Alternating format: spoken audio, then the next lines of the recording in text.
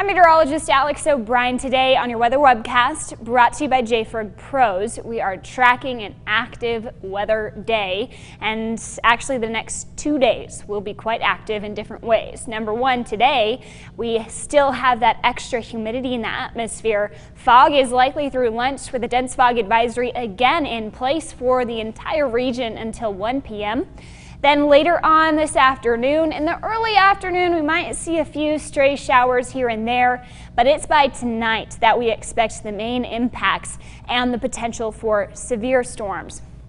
80% chance of thunderstorms overnight, isolated severe criteria there, with southwest winds turning to the southwest, picking up 20 to 30 miles per hour, stronger where you see that precipitation and thunderstorm activity. So yesterday we had an area-wide slight risk. Today the Storm Prediction Center has upped that risk for our southern zones here. That is also through Midland. That's an enhanced risk and a level 3 out of 5 on our severe weather scale. What are the impacts we could potentially see tonight? First and foremost, a line of thunderstorms will become organized, push from west to east, and give us that high wind potential where wind gusts could be 70 up to 80 miles per hour.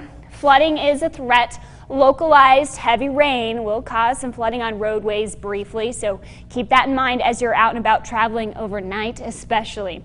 Large hail is possible within isolated thunderstorms here, over an inch, but that will be a lesser threat than the winds.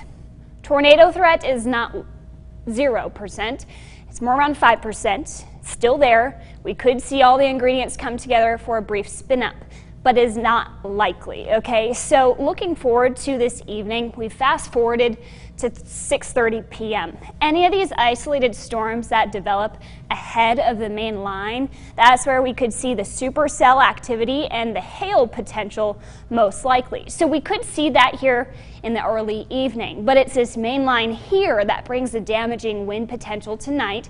An organized line of thunderstorms moves into our areas overnight, starting around 10 p.m. along the state line, around midnight here for the central South Plains along the I-27 corridor, and then moving into the rolling plains by 2-3 a.m., and that's where we'll see a quick batch of strong winds, heavy rainfall. Great moisture for us, but you're certainly going to want to have a way to keep alert for any severe weather issuances, because it will likely be when you're already in bed.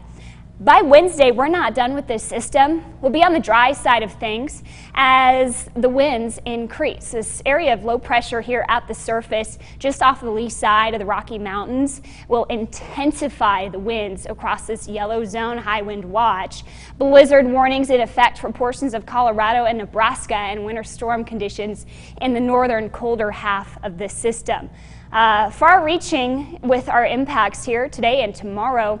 Tomorrow we could even see power outages just due to the sheer wind, and the blowing dust is also a likelihood tomorrow as well.